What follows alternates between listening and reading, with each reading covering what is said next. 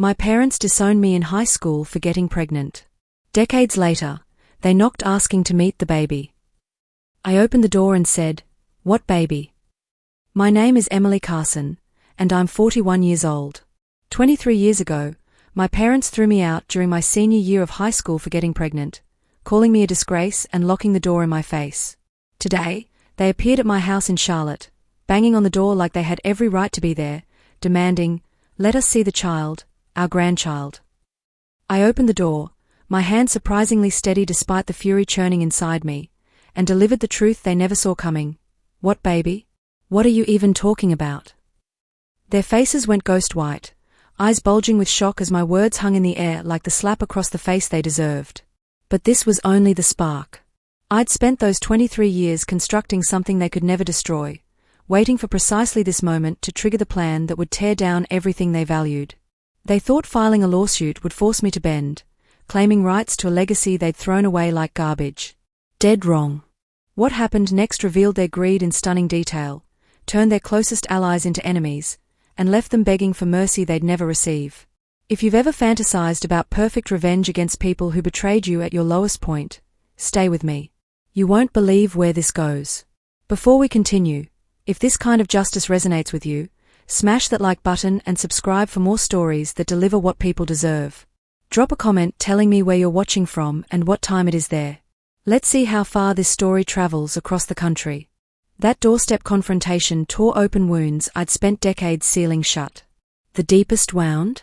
My parents' betrayal. William Carson and Patricia Carson. I can still see their faces twisting with revulsion when I showed them the pregnancy test in our Charlotte living room, the air thick with their disgust.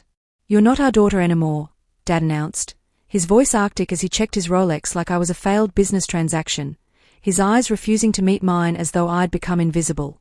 Mom didn't scream. She studied her manicured nails while saying, "We raised you better than this, not to become some statistic who destroys our reputation." Her words cut deeper than any shouting ever could. They gave me 15 minutes to pack my things, flipping our family photograph face down on the mantel as if erasing me from their history.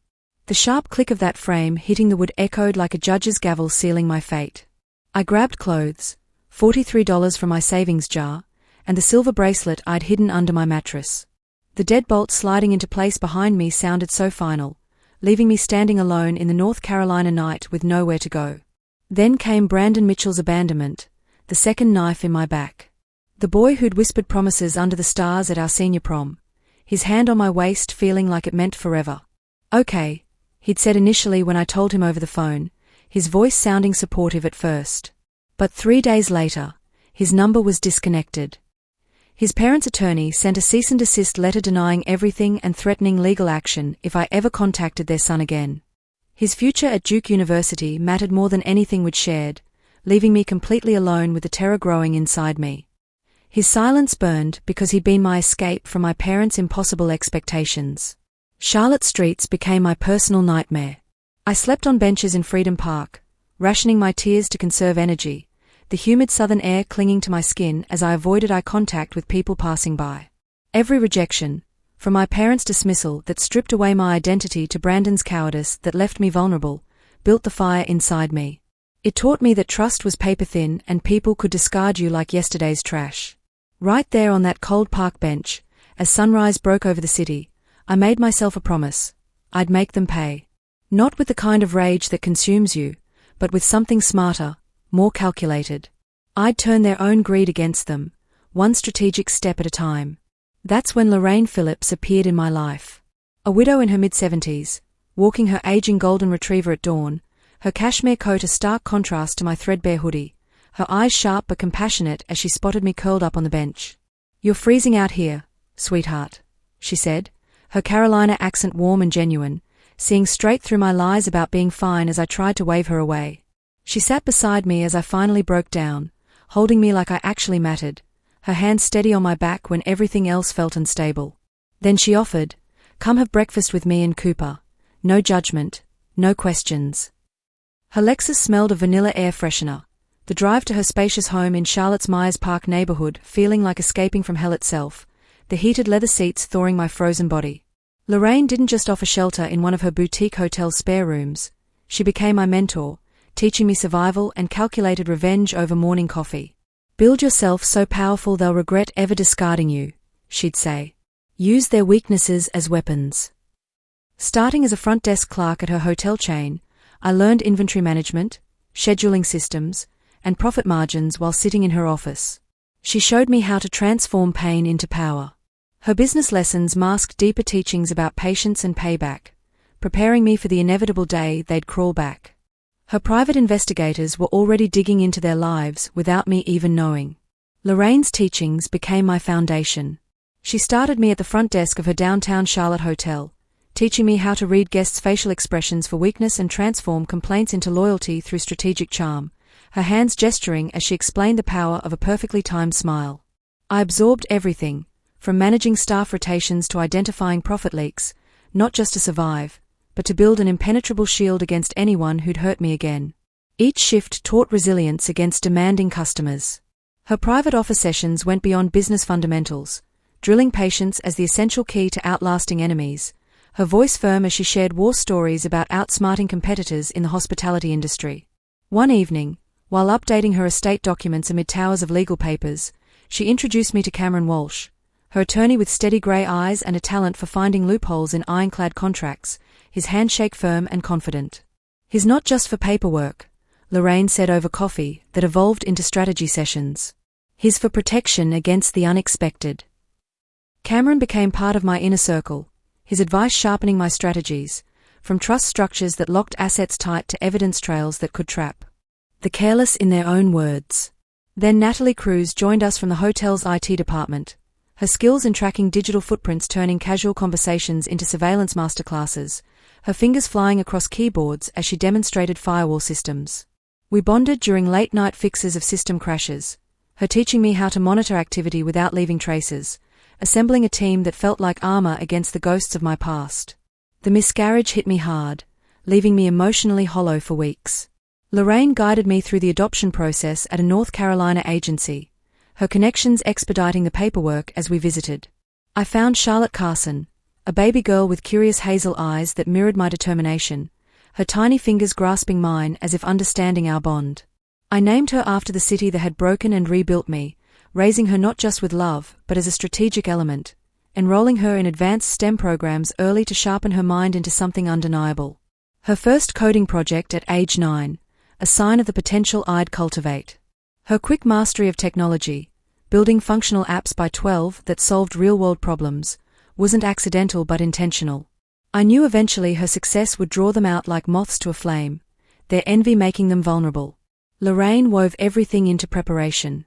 Her estate became a fortress, with clauses explicitly barring abandoned blood relatives from claims.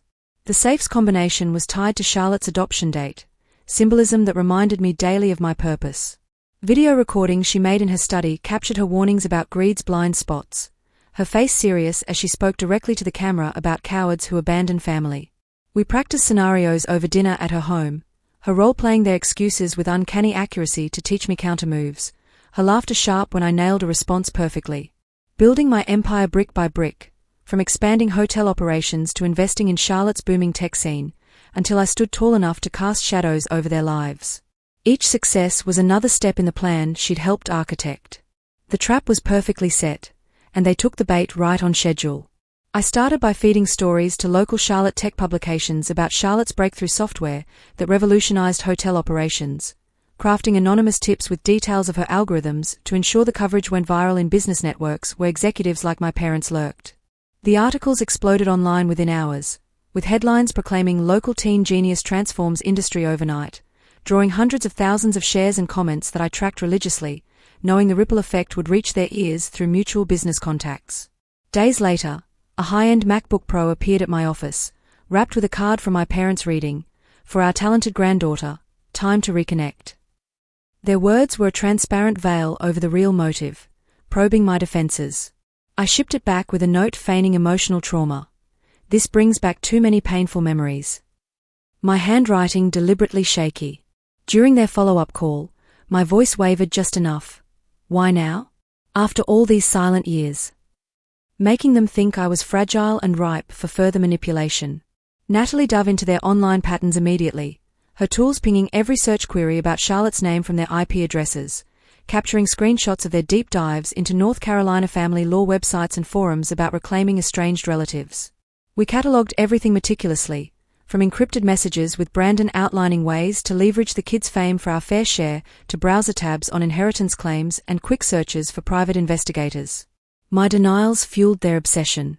Each "I can't handle this right now" message I sent made them press harder, escalating to voicemails promising reunion funds if you'll just talk and more packages, custom tech gadgets engraved with family crests. When Brandon ramped up his role in their scheme, Natalie intercepted his communications proposing to play on her guilt from the past for a cut of the inheritance. His desperation clear after his tech startup collapse left him scrambling, the messages showing his eagerness to manipulate for quick cash. I dangled hints in traced calls that Natalie secured, casually mentioning Charlotte's project could be worth millions when it scales, watching their responses spike with desperation through increased surveillance hits. Their overreach mounted quickly, my parents cornering Charlotte at a Starbucks near her office with forced smiles, their demands for family time to make up for lost years met with her polite brush-off that I'd coached beforehand. Patricia's social media posts lamented estranged families seeking closure, but Natalie linked them to hired influencers amplifying the narrative for sympathy, exposing their manufactured sob story through bot traffic analysis. Every step lured them into overreaching, their mounting aggression the signal they were primed for the fall, their sloppy emails and calls providing the ammunition I'd use to seal their fate. Their desperation became my leverage.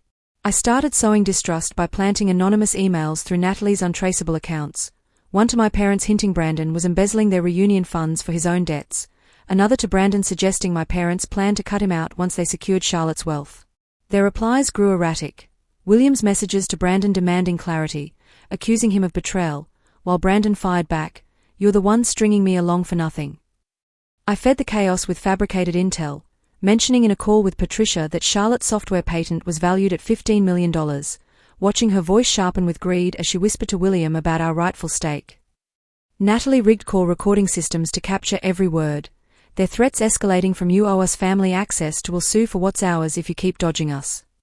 Brandon's voicemails grew bolder, his tone oily as he pushed, "Think about Charlotte's future, Emily.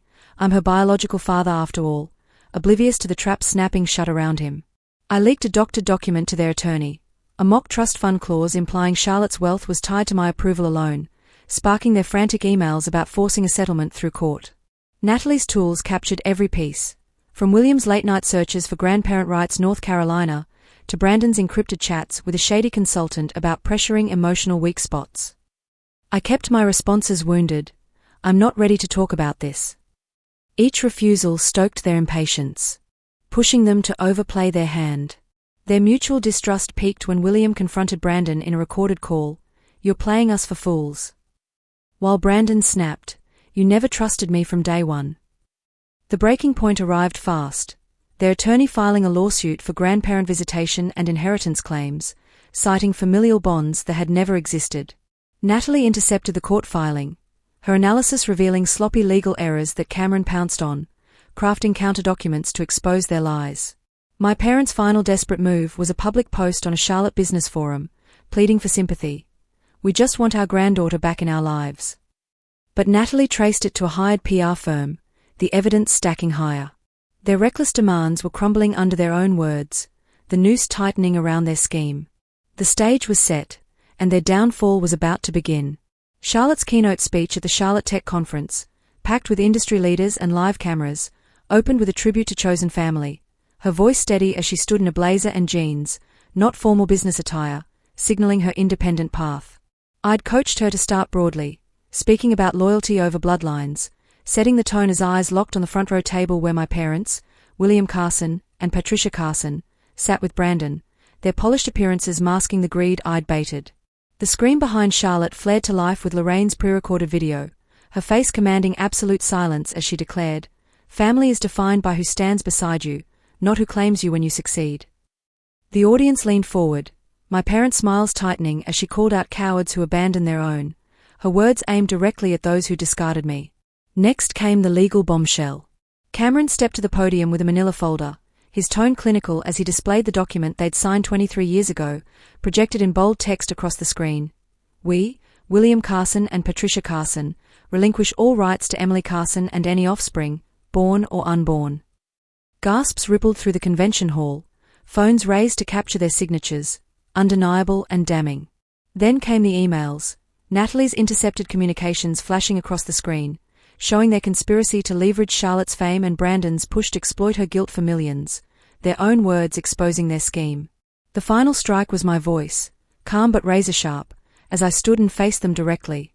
You demanded to see my child, but there was no child. You drove me to a miscarriage with your cruelty, and Charlotte is my adopted daughter, not your blood. The room erupted in shocked murmurs, their faces collapsing under the weight of truth. No grandchild to claim, no wealth to seize. Security moved in as Cameron announced emergency restraining orders served on the spot to William, Patricia, and Brandon, barring them from all contact. Their humiliation broadcast live on Charlotte's tech feeds. I watched them escorted out, heads bowed under the crowd's judgment, my satisfaction cold and absolute, knowing their empire of lies had crumbled before the world. Their collapse was only the beginning.